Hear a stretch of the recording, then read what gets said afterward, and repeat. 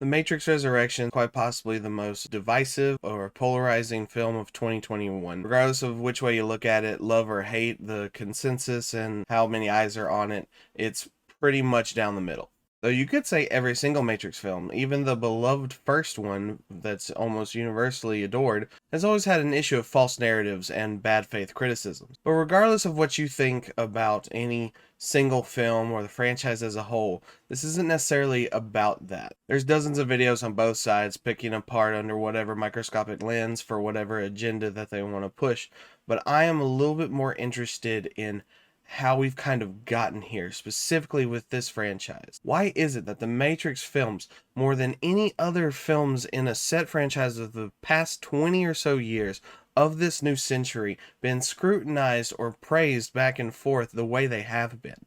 I genuinely believe that the Matrix films mirror our society's growth in criticism more than anything else, more than Star Wars, more than the MCU or the DC films, any kind of franchise you can think of since 1999. And yes, Resurrections coming out kind of ties it all together. Before that, maybe not. But the history of the Matrix films and the history of their criticism is also the history of the internet and our social pop cultural criticism that has developed since then. For me, I think there are two main aspects of media criticism that have grown from the 90s up until now that are still held today, that the Matrix has kind of embodied in itself while struggling to get past those sensibilities, even now, as Lana Wachowski basically has come back on her own volition despite reports to try to seal the narrative in her own way. So with that, let's get into the history of the Matrix and social film criticism in America as a whole.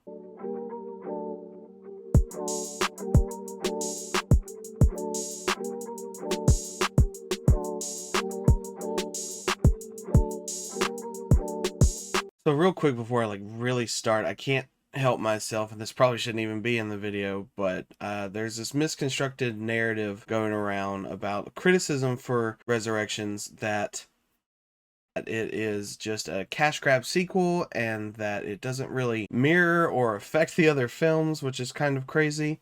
It does. There are flashbacks in Resurrections to go with 2 and 3 mostly. It justifies 2 and 3 more than anything. But also, we need to really clear the air on media when someone says something is a cash grab sequel, because it's kind of a non-existent thing when you're trying to criticize something for not existing and why it shouldn't exist at all.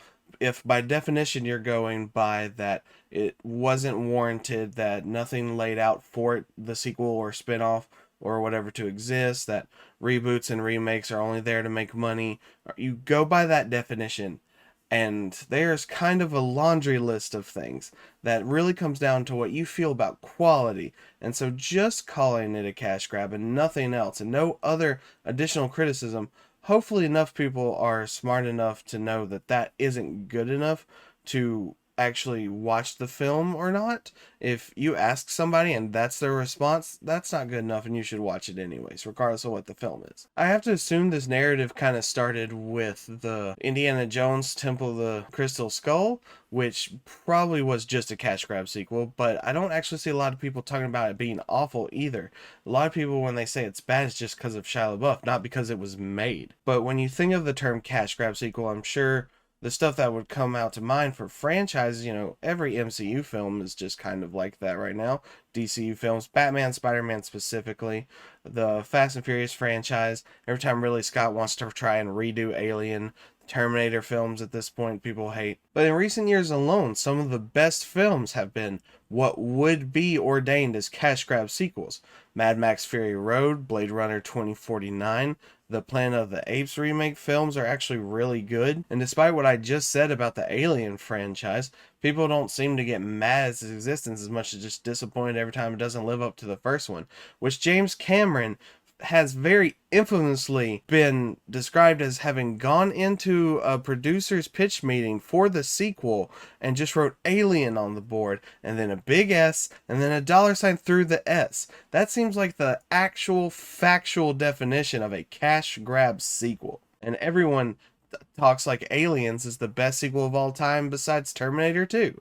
And, what even are the Avatar films at this point, really? Whenever they decide to come out. And the only thing I see some people try to mildly back up with intelligence about this is that Lana Wachowski has said multiple times that she didn't want to make another Matrix film.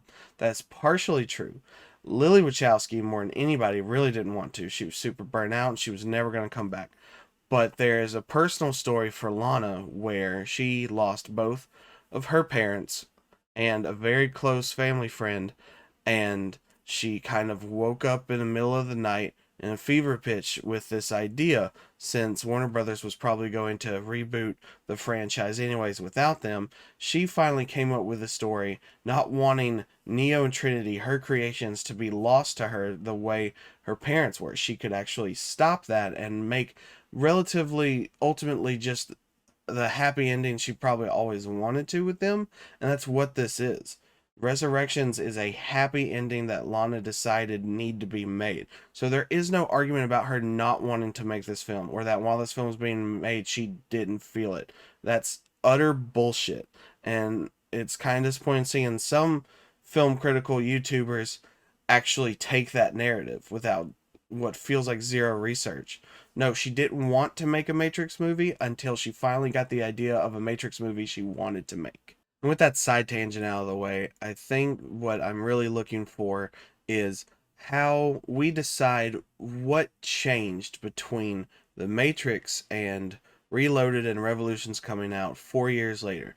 There's a clear gap, but there's also was always an intent for a trilogy according to the Wachowskis, and so they always had probably a huge vision that roughly was more or less very unlikely unchanged from that 4 year gap as they filmed 2 and 3 together, which Warner Brothers probably allowed them to do just because Lord of the Rings did it a few years earlier, and they were just riding off that high of just getting it all done at once and feeling that because of how successful the first one was, there was no way that 2 and 3 were going to fail. And that makes plenty enough sense. But I think there's this drastic change in what happens in those 4 years that the main audience who believed that the first Matrix was for them was no longer for them by the second one. And they probably believed that there was this drastic change in narrative, or that, first one was a fluke or something like that.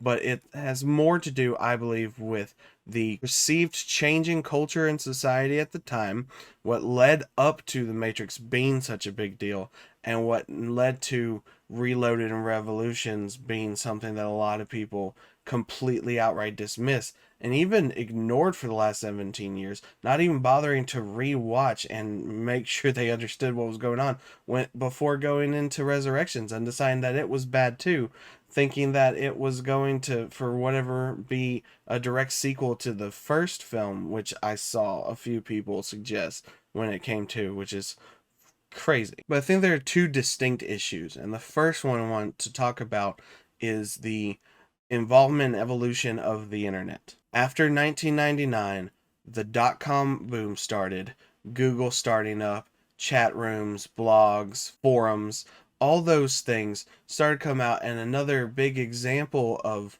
what was essentially just collective nerd rage from around the country, if not the globe at the time, was the seething hatred for Phantom Menace, episode 1 of the new Star Wars prequels that also came out in 99.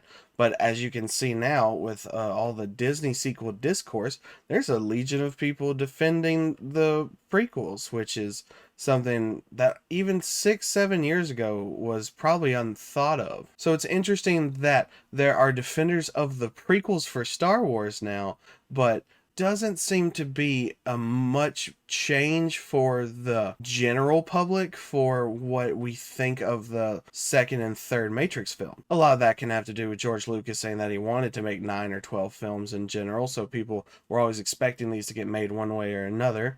That surely has something to do with it, with the whole cash grab sequel nonsense and not really perceiving, even though everyone thinks that Disney's doing a terrible job, the fact that it still made billions and billions, and they are technically cash grabbing in that sense. But what the Star Wars prequels weren't really part of, that the Matrix was being swept up in a very specific niche culture that was growing out through all of the 90s.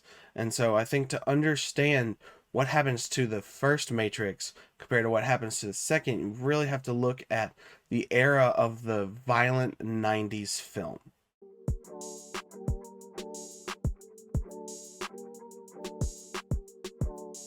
So, yes, of course, you can look at any decade and pick any genre and any group of subculture of people and put them together and all of that. But very specifically, there was this huge metamorphosis and change in the predominant white male culture that didn't really exist yet in this way.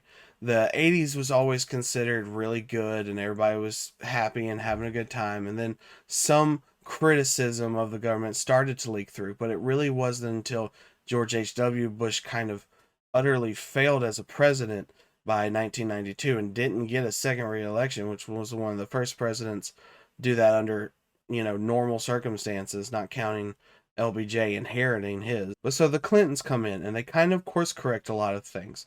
There was a huge drug problem with the war on drugs in the 80s that very coincidentally a lot of people feel that the government allowed to happen because it was affecting the right people. Same thing with the AIDS crisis. And then labor unions were kind of destroyed except for the government one. So at the turn of the 90s, going into the mid 90s, you had a bunch of drug using, angry people that were disenfranchised, mostly predominantly white, and of course male, because that's just the leading spearhead. There are other instances, of course, but the entire youth movement of white males was really grabbed hold by the grunge movement from Seattle. Nirvana basically led the way, and they weren't around long enough to really direct that anger besides just helping that youth movement realize how fucking angry they were. And then he was gone. And so things continued. And the Clintons were, for whatever low bar that there was in hindsight, a very progressive move in the right direction to a lot of people. I understand that by today's standards, they weren't shit. But in the 90s, going from the failure that was the Bush administration and Reagan basically lying and everyone figuring that out, the economy suddenly got really good. Lots of LGBTQ rights were endorsed. A lot of situations for black communities and black people in general was improving, and everything was going up except for the disenfranchised white male who seemed to just be stagnant and angry, and the Clinton administration definitely didn't want to help them, mostly because of a decade prior, best friend Tipper Gore pretty much said all that was needed to about their heavy violent music and the films that they watched and all of those things, and it kept culminating and building. And so by the end of the 90s, when gangster rap and nu metal were the huge aspects of angry young male music of the time, it was kind of justified for the Clinton administration to leave angry white people at the most by the wayside more than anyone else. And this is across the board, not just music, but also wrestling became at its peak with the Attitude Era, which definitely showed this malicious angry white feeling in Stone Cold Steve Austin. For the entire length of the 90s, there were films coming out by young white men writing these scripts in their late 20s and early 30s that seemed to both consciously feed off of and be fed to that culture of young white males. Flashy, vulgar, and excessiveness of MTV culture had all but cemented itself by 1999. Quentin Tarantino was around 30 when he wrote the script for Natural Born Killers. David McKenna wrote and sold American History X by the time he was 26. Chuck Palahniuk was around 32 when he wrote Fight Club,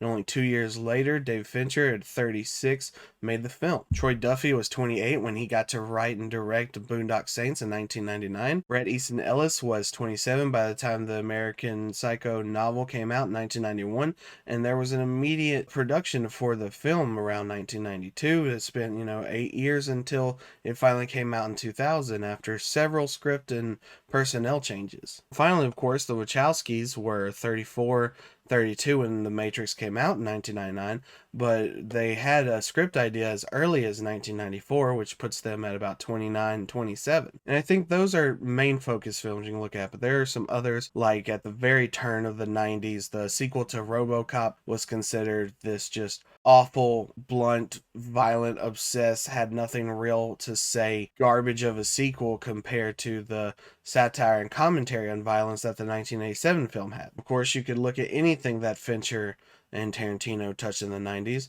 Then there was, of course, Menace to Society and Boy, but I'm pretty sure that registered a lot more to angry, oppressed black men than it did to just angry and believing they were oppressed white men. It might have scared old white folks, baby boomers and whatnot, the same, but it definitely didn't register the same way as something like Natural Born Killers or Fight Club did for a lot of people. And all this is just to say that The Matrix was bunched into that for a clear and obvious reason. So we've built up this angry white gun culture, basically, that everything gets solved with a gun. Pretty much every single one of these films is about shooting and blowing away your problems.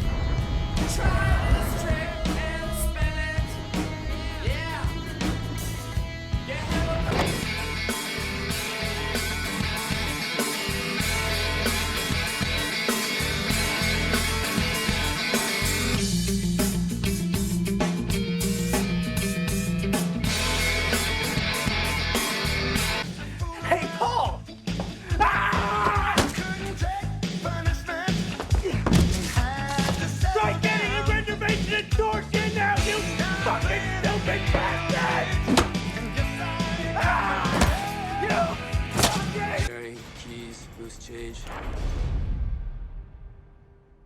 Holy shit.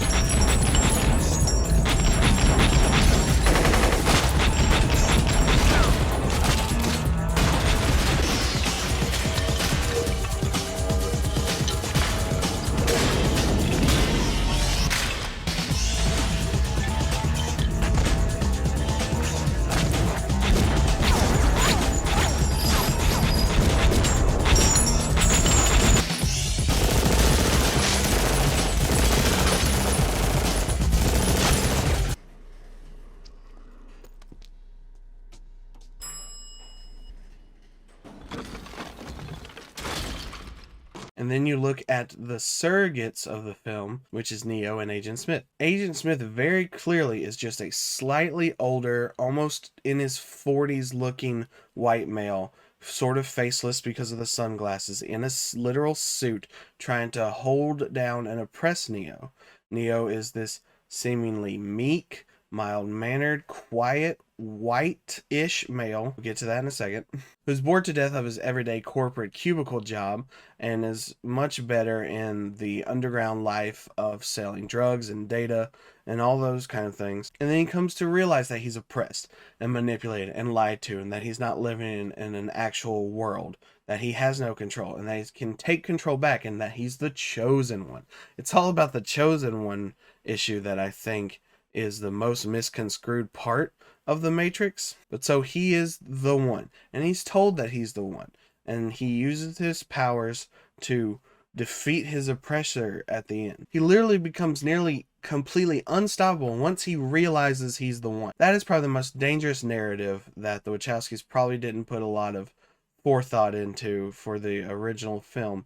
and that's probably the worst part of the film, along with the egregious use of guns, but we'll get to that in a minute. But so by the end, he's leading the pack, more or less. He's got the girl, he's near invincible, he's the chosen one, and all he had to do was fight his seemingly similar, but still oppressive to him, white male counterpart. Never mind that the two people who uplifted him out of his delusions and helped him realize that he was living a lie and helped him realize he was oppressed is a black man who clearly has been around longer and has seen way more shit than anybody else in the group, and is a woman who has very strong semi-male features. Even Carrie-Anne Moss has been plagued with people judging the way she looks in films almost her entire career. And there's always been fan backlash about how masculine is Trinity. Why does Trinity look so masculine? Not giving two shits to kind of look into a further gender identity narrative that a lot of people have figured out and that I'll go into way later on. But Trinity is an ideal, untraditional, unconventional woman who leads Neo down his path, who he is guided by a woman and a black man to get to that point. But I think the biggest problem here, along with the chosen oneness, is the presumed whiteness of Neo. And that is because a lot of people still to this day don't know that Keanu Reeves is barely even half white. His mother is British, and his father is native Hawaiian, Chinese, and Portuguese, with, I think, a little bit of Irish as well. But so he has so much more non-white in him and the way he was raised. He was a child of the world, moving to Sydney and then Canada and then spending time in different parts of northern United States, but he was raised by his Chinese grandmother with traditional Chinese culture concepts and food and all of those things. He was the furthest away from being raised like an all red-blooded American. Will Smith is originally reported as the first option, so they didn't even think of having a white guy first. Then Smith turned it down, and Warner Brothers pushed for Brad Pitt and Val Kilmer, but the Wachowskis wanted Johnny Depp. And say what we will about his heritage, if any of it's true or not, he's profess that he's part Native American. Proof of that or not isn't important to this, as much that at least even in the 90s, he didn't look very traditionally Aryan white as much as, Kilmer or Brad Pitt did, or, Woody Harrelson from Natural Born Killers, or Edward Norton from American History X. So at least from the one white guy that the Wachowskis wanted, his looks weren't even that traditional at that point. He was always kind of the off-white choice for still a white actor. So again, through his performance and the way people have judged him through the last 20 years and now have reevaluated the fact that he is more of a traditional Eastern style of actor, Keanu Reeves is very off-white for this role as well. So it's not even a pure white male fantasy as much as both, progenitors and detractors would say is either the reason they like or the reason they hate the Matrix. But regardless of that point, it still ends up with the Matrix being a white guy solves everything with guns problem. There is, of course, the lobby scene. There's dodge this. There is the graphic long shot of machine gun shell casings falling from the helicopter. And this rebellious, violent nature that has consumed young white male society going into post 9/11. This is pre 9/11, so that's another big factor as part of the internet growth that happens in between the two Matrix films that persists through the internet. That doesn't really change. It may change everywhere else, but on the internet, 9/11 didn't affect people's need for violence and definitely didn't affect white men's need for mass shootings, which is an issue we still have to this day at this very moment. And to put things further into a larger cultural perspective, The Matrix came out in March 1999. The Columbine shooting happened in April 20th, 1999. And the first reports were that the group of kids that did it came in carrying their guns hidden in long black trench coats. So this mindset never went away.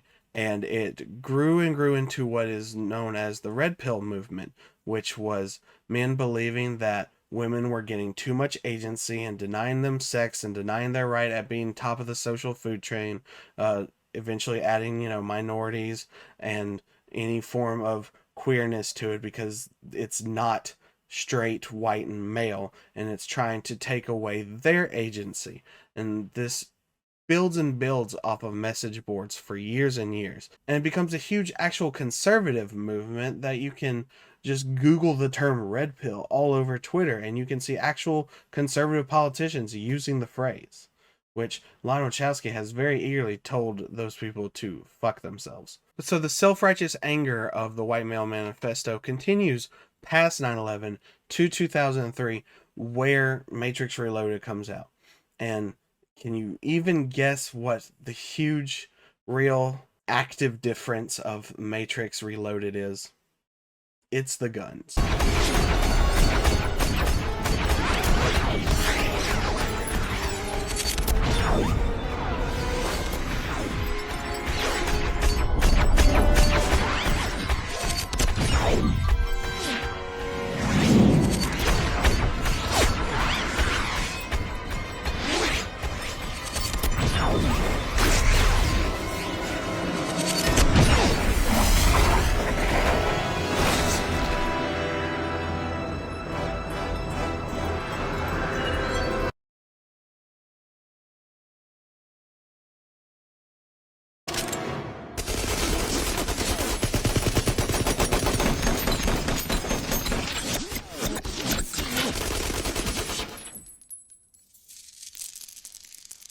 Okay, you have some skill. There are virtually no protagonists using guns nearly as much as the first film. Everything is more digitally enhanced and well choreographed martial arts, hand-to-hand fighting. The bad guys are almost the only ones using guns, and even then, it's pushed away a lot. There's no 5-minute, one-sided massacring of NPCs. There's no gratuitous slow-mo shot of shell casings falling down. There's no dodge this. None of that is in Matrix Reloaded. Guns are all but quickly taken away from the narrative force of what drives this rebellion. Even Neo's Jesus-like oneness is kind of taken away with the Architect. A lot of people want to make fun of it being super confusing, but what it boils down to is that it's a program concept that even in '03 is kind of ahead of its time, but now with all the video game concepts out there, it's, nothing new. And it's just the idea that the human consciousness inside the Matrix that they had to use to grow humans sometimes gets too morally powerful and almost overthrows the whole thing, and so they have to reboot it and reload it, and downloading whatever the cognizance of the one is into whichever random human works at the time. So Neo could have been anybody, he just happened to be Mr. Anderson at that point. But the idea is that he's going to choose, and whatever he chooses will more or less reboot the Matrix for them, so they can start over the human consciousness, so it doesn't get too much for the machines to control. They can keep harvesting them for batteries like they started and kept doing. That's why this is the 6th version. So now it's not that Neo is an actual chosen one, it's that he's another cog in the machine, and that his choice has to decide what's good or bad. And ultimately, it's about the power of love. It's 100% just the Wachowskis believing in love conquers all, which really, really takes away from the gun narrative and the violent revolution narrative that was in the first film. Even though also Trinity's kiss is kind of what makes him invincible, so it is still kind of the power of love there too, which is a concept that Lana fucking doubles down on in Matrix Resurrections.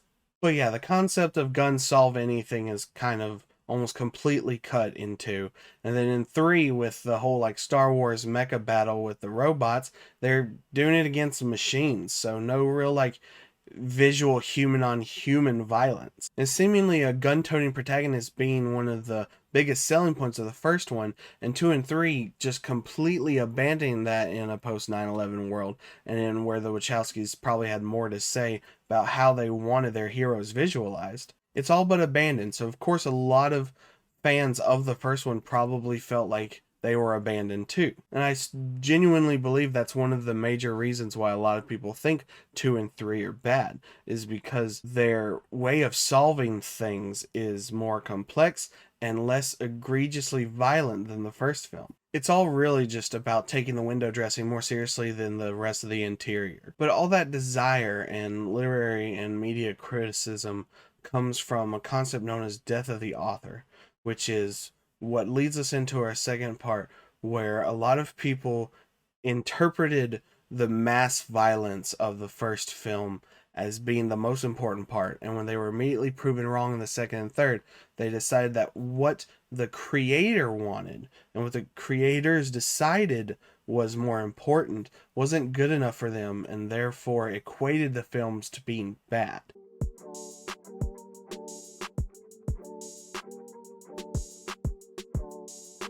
Death of the Author comes from an essay from 1967 by French literary critic Roland Barthes. Barthes argues that up until this point, most traditional criticism always looked at the intent of the author and the context of the text together, and he pretty much decides that that isn't necessary at all.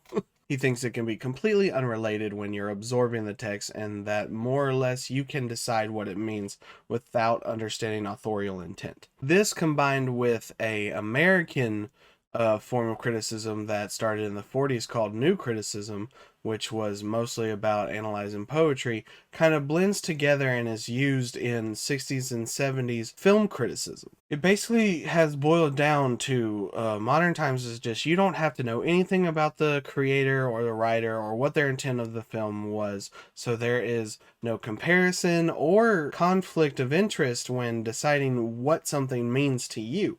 But the problem with that has become then people have taken that narrative and pushed it as their form of agenda, as a form of truth of what a film is actually about, without ever caring about what the creator meant or didn't mean for it to be like. The new classic wave of films in the 70s, along with the critics who came up reviewing them, such as anything that Coppola or Scorsese or Spielberg or Kubrick did, created this effort of critics both telling people how to perceive a film and also encouraging them to think for themselves, sort of always leading to their timely demise at some point in the future. But for the 90s, that didn't really matter. Critics like Robert Ebert and Gene Siskel and Leonard Maltin became superstars with their own TV shows all through that era. There was even a cult classic cartoon sitcom called The Critic in the 90s that basically mirrored this concept of thinking. And whether it was an homage or a satire, it has kind of ingrained a lot of people into what has now become just the simple phrase, everyone's a critic. Now, I tried to look up the origin of this, and it came from about the mid-40s from a French, of course, because it's always the French, but a French painter named Marcel Duchamp. The original phrase is not everyone is an artist, but everyone's a fucking critic. And I tried really hard to see when it started to sink into the pop culture mindset where everyone was saying it, where it was quoted in TV shows. And the oldest and most prominent thing I could find, and this feels like either I suck at research, which I probably do, or that just shows you how much the turn of the century has ingrained us with meme culture, is a 1999 season 1 SpongeBob episode, Jellyfish Jam. Squidward is playing his clarinet to piss off the jellyfish that are partying in SpongeBob's house. They go over there, sting the shit out of him, and he comes over, gives SpongeBob his clarinet, and just says, everyone's a critic. You won't be hearing from me anymore. And that is the first large national scale incident of that phrase that I could find since it was first said by Marcel Duchamp. And if that's actually true, then once again, 1999, SpongeBob is one of the biggest meme generators. There's probably more SpongeBob memes than any other piece of media. I feel. That's a topic for another video. But all this mindset comes to a head and devolves into social media discourse. And to make it as simple as possible to prove my point, I'm just gonna list movies. Star Wars: The Last Jedi, Inception, Parasite, Lighthouse, Joker, Mother, Man of Steel, Tenet. all of these films, I'm sure, even if you don't know every single one of them, you are currently flashing back to the discourse you were a part of at least one of those films. And that is where this comes in of critic interpretation, individual interpretation, and artistic interpretation all clashing over and over because of the mindset that started 50 years ago, where critics wanted to become more of a driving force and became just as important in the film industry as the films themselves, which also comes from when in the 60s film society started getting bigger and bigger. And I'm not even saying that you can't leave work up to interpretation, that you can't have an open ending, but it has created this idea that films that don't have open interpretations, that have very direct messages, are considered bad or unartistic or only made to force an agenda that somehow results in just money and nothing else. Think about how direct Get Out was, and people seem to mostly accept that.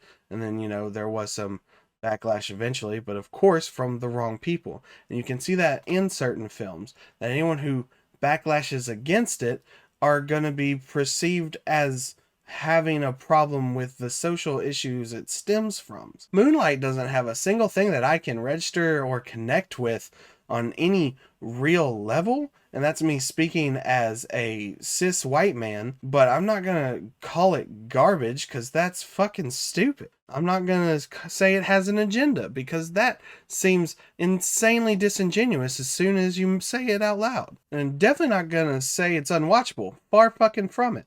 But something about how all this has come to pass, and mostly, again for this video, talking about Resurrections, the Matrix franchise as a whole, is that these outlooks are all American, white, European lenses. Do you know what the Matrix films are not? They're not films made with all American, white, European lenses. They are made by white people using Eastern philosophies and specifically Japanese storytelling lenses. Now, there's almost every single kind of philosophy you can throw at in the Matrix, but more so than almost any other film of its time, there's so much Eastern philosophy, stuff that you've probably never even heard of that is still part of it, or didn't know that's what it was. But the main focus was the Wachowskis' love of anime and cyberpunk, two things deeply, completely cemented and rooted in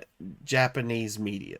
And especially in the 80s, where death of the author really wasn't a thing until Japanese manga and anime creators started incorporating more American aesthetics, more as deconstructions in the early 2000s and in the past decade as well.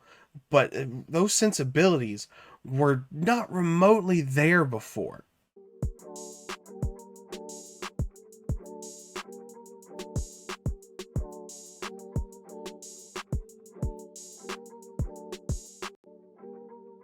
So it seems like almost inherently bad to approach even the first Matrix, let alone the entire franchise, the same way you would Natural Born Killers or any Fincher film or Tarantino film, except maybe Kill Bill, but his was more about the filmmaking and less about the film philosophy of Eastern cultures. The two most notable and obvious things is the book Neuromancer, which was written by an American-Canadian William Gibson, but it takes place in Japan.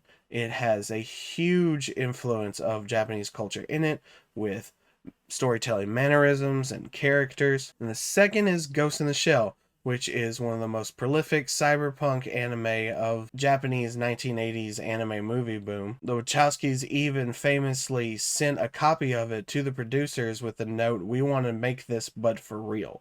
And also, let's not forget about the Animatrix real quick. If you've never seen it, you should see it. Nothing else matters. It doesn't have to be connected to anything other than just watching how much of anime and Japanese storytelling sensibilities were ingrained in how the Wachowskis wrote these films to begin with. And the proof is just in that film alone, using some of the most prolific actual anime creators at the time as co-directors for the animation.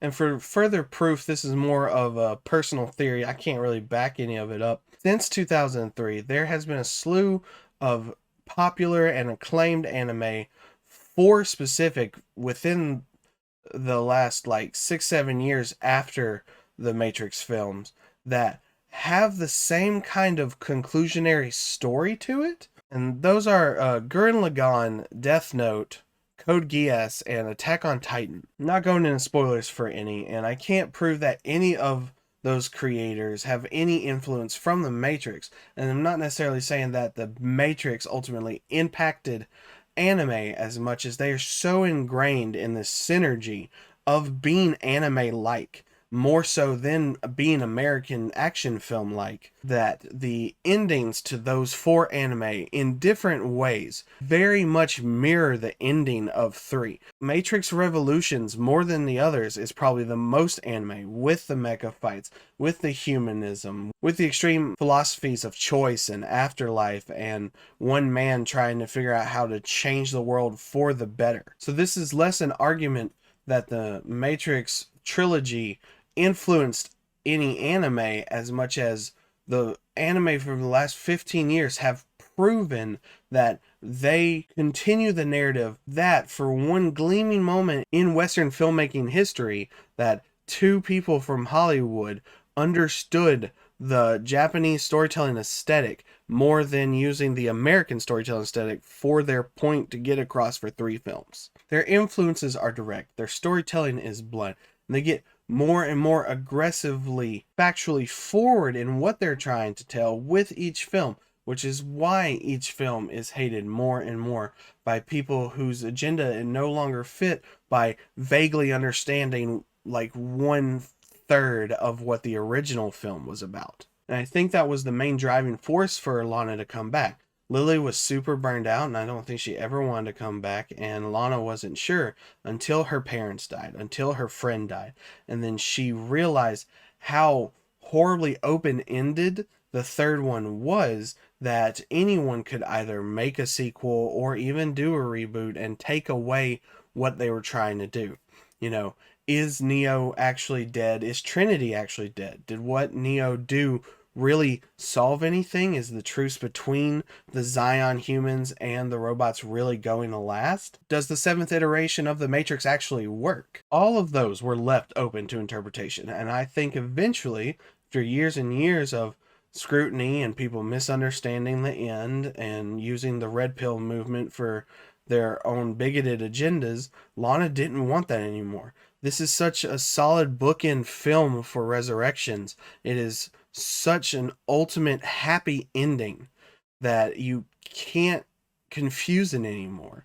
Especially even the threat for them to come back, to make sure that the Matrix is good enough for the people who stay in there if they're not willing to come out, which was another thing I think a lot of people missed at the end of that speech, at the very end of Resurrections, where the whole point was, if you fuck up again, misunderstanding, then we're gonna come back and explain it to you harder. Paint the sky with rainbows. That was a threat. And I understand it's very easy for a lot of people to assume that because Lana Wachowski is now a trans woman and wasn't before, that the 1999 film at the very least had a different meaning, or that you can attach a different meaning to it. Except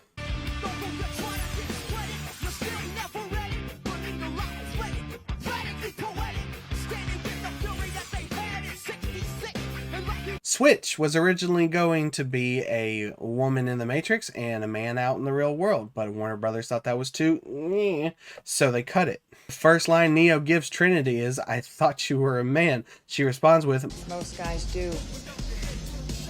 the fact that Neo is a soft, quiet, not very hairy, traditionally masculine male. He even has a very touchy, effeminate relationship with Trinity throughout all 4 films. Exponentially so in the second one, but you can clearly see her lead and guide him physically as much as anything else in the first film, at almost all times. Try and relax.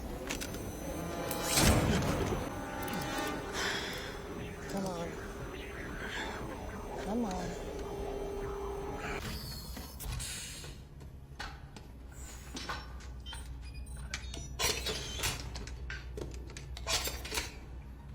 There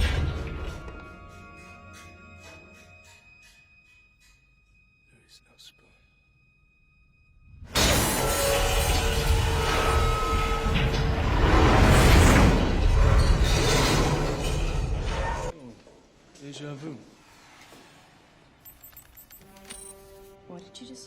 Nothing, just had a little deja vu.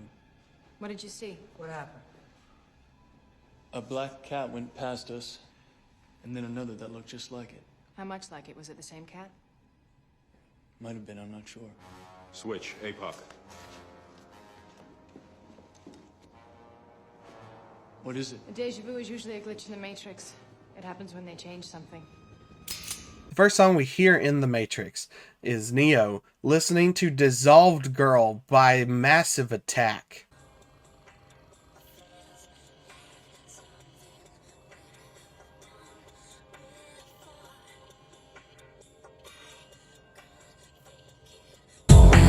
Still want more. Say my name. Need a little love to ease the pain. The actual only macho traditional masculinity version of the white male in this film is Cypher, and he's a bad guy and a traitor, and actually likes the way things were before after he realizes the rebellion isn't what he wanted and isn't going the way he wanted. He's literally the only traditional looking white male in that entire movie with facial hair and all, and he fucking is the enemy. The signs of a not so white, not so straight, not so overly masculine revolution are pretty clear from the get-go. It's just that a lot of people saw murder guns and decided that that was meaning them because of all the signs around them from other films at the time that didn't try to preach further philosophies other than I'm angry and shooting something fixes it.